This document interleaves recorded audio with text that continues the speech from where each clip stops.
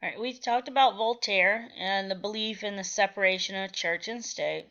So now what we're going to talk about is John Locke. So John Locke is another one of our Enlightenment philosophers, and he's from England. So again, the philosophers at this time, they're looking at what's going on in the world around them, what they're experiencing, and they are saying that they don't appreciate it, they don't like it.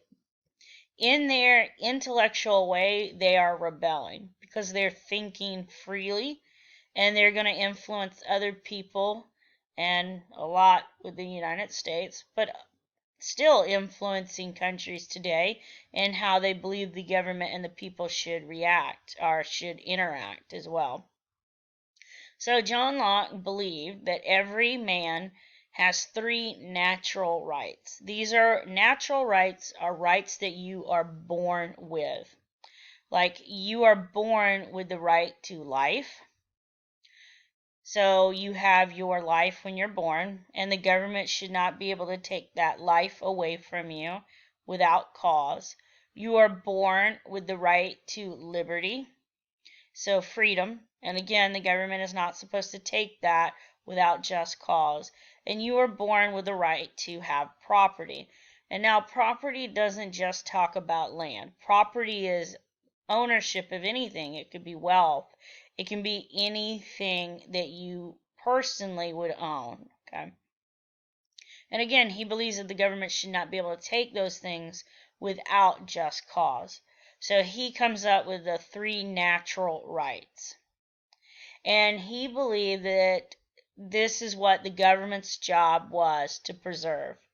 So the government's purpose, their sole existence, was to protect your right, your natural rights to life, liberty, and property. That's what they were created to do, in his opinion, and that is what they need to be doing to make the country better.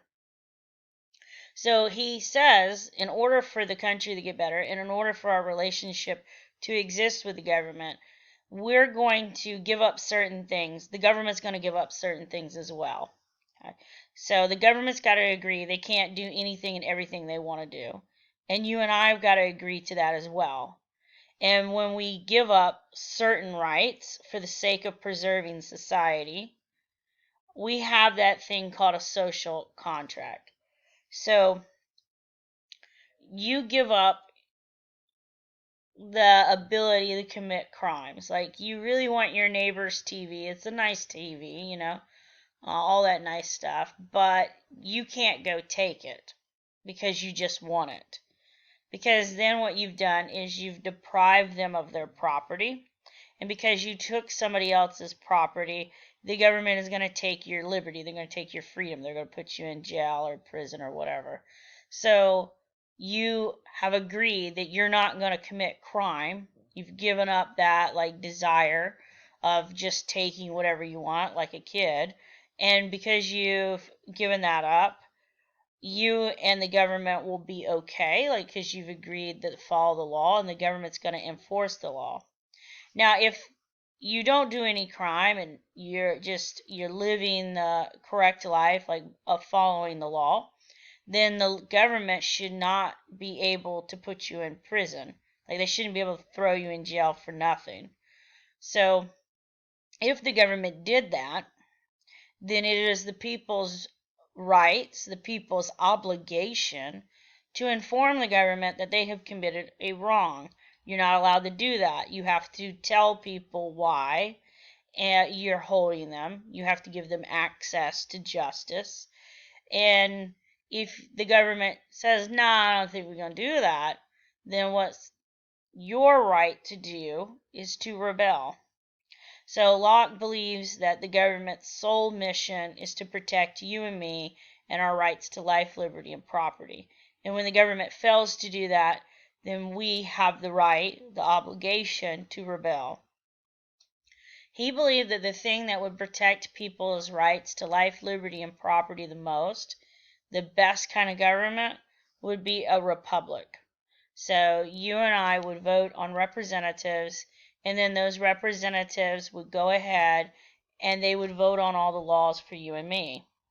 And by them doing that, if they voted on stuff that we didn't really like or something we didn't agree with, then what you and I would do is we would go ahead and we would vote them out. Because by voting, we're having our say in government, we're keeping them on their obligations, their contract, and they're keeping us on our end, on our contract. So he just felt that by giving people the right to vote, everything would be fine. We would hold each other accountable through that. People like the social contract, and he's not the only one. All the Enlightenment guys are going to really be talking about the social contract. So it's not just Locke that's going to talk about this kind of bond that the people and the government have together. So how does Locke really influence us here in the United States? Thomas Jefferson heavily borrows from Locke and his natural right theory.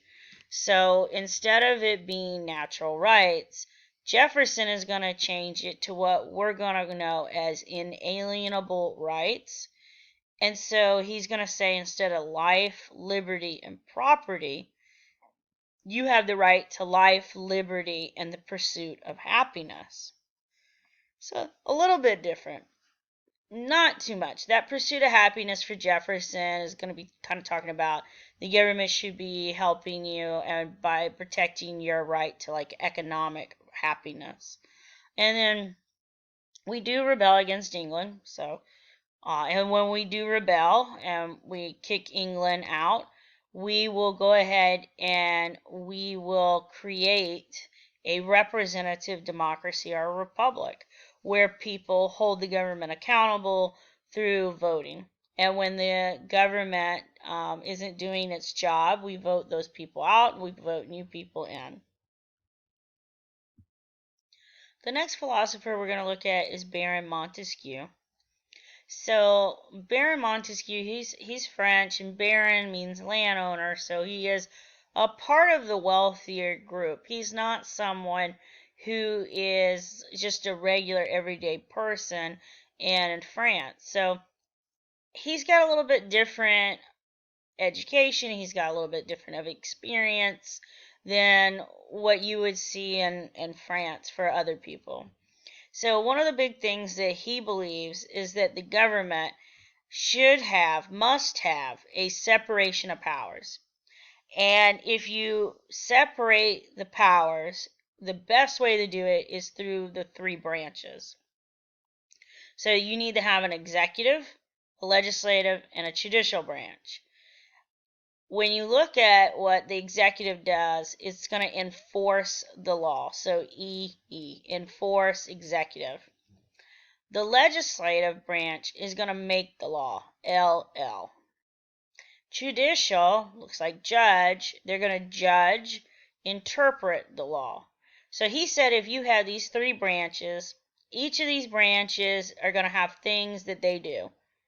The executive is just going to go about enforcing the law like cops. The legislative branch is just going to do the government part of making the law. They're just going to make it. That's all they do. They don't go enforcing it. They don't interpret it. They don't do anything else. All they're going to do is make the law.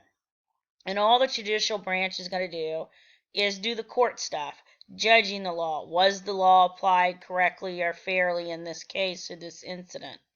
So he says if you have those three branches and they each have their own lane, like you're driving, they've got their own lane they're going to be in, that would ensure the best freedom and liberty for everybody. Because if everybody's got their own lane and there's no merging, you don't get, the executive doesn't get to merge with the legislative because it would be chaos. So he says everybody stays in their own lane. It will ensure freedom and liberty because they're not going to merge. All the executive is going to do is that. All the legislative is going to do is that. All the judicial is going to do is that. That's it. They can't do anything outside of their powers. Think of it like a job description. Here's their job descriptions. This is what you're going to do. You're not going to stray outside your lane. You're not going to go try and get somebody else's job. Your job is this. This is the job description.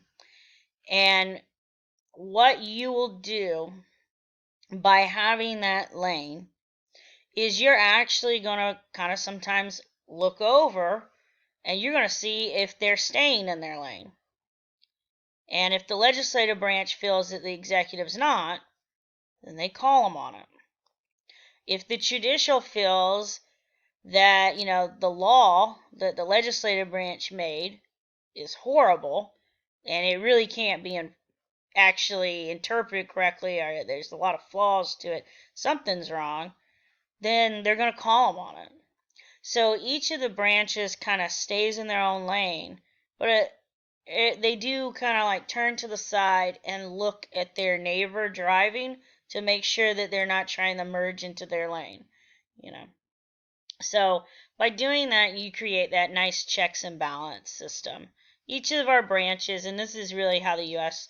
government works, they really do monitor the other branch or the other branches. They're constantly ensuring that no branch is trying to X out another one and kind of become a sole branch where they have all this power.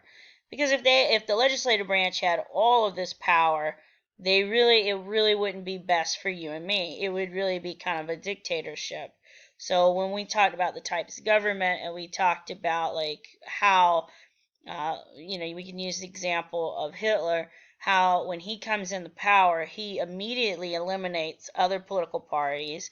He's taking charge of the military. See, he was merging all that power into him. And look what happened. So Montesquieu, and this is way before Hitler ever happened, he's saying that's what you don't want to do. You don't want to allow some person to absorb all of this, because if you do, then you're not going to have a true separation of powers, and you're not going to have a true checks and balance system, because there's no check on someone who has all that power.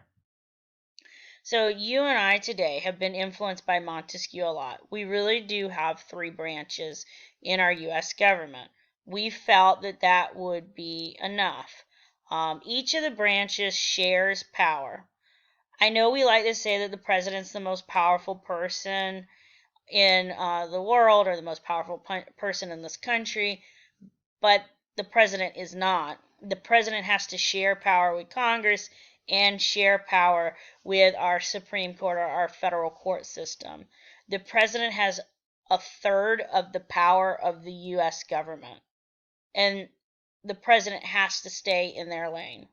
And so the president does not merge into these other branches. And I give you an example of the State of the Union address. The president is invited by Congress to come to Congress and to give that State of the Union address. He has to get the invite. He is not allowed to every single day go down to Congress and talk to them. It would be him merging too much power, him trying to take over. Because if the president's there, if the president's there and the president is present when Congress is making a law, then that could be undue influence, and so we don't do that. So the president has to be invited to Congress. And same thing with congresspersons. They make appointments, they get invited to the president or to the White House. So we don't allow our branches to merge. They have to stay separate. I don't know what's going on today. I'm so sorry. Okay. So, same thing with the Supreme Court. The president doesn't go to the Supreme Court unless, the president has a invitation to go. And normally that would not be a good case. Like, something's gone wrong. There's a corruption issue. The president's on trial. The president's standing witness for something along those lines. But the principle of our U.S. Constitution, this is the checks and balances, and it's all because of this guy, Montesquieu. He really thought the 3 branches would work. He thought that it would create kind of a system of them checking each other. And when the U.S. government comes up with our plan, we do a 3-branch government, and it works for us.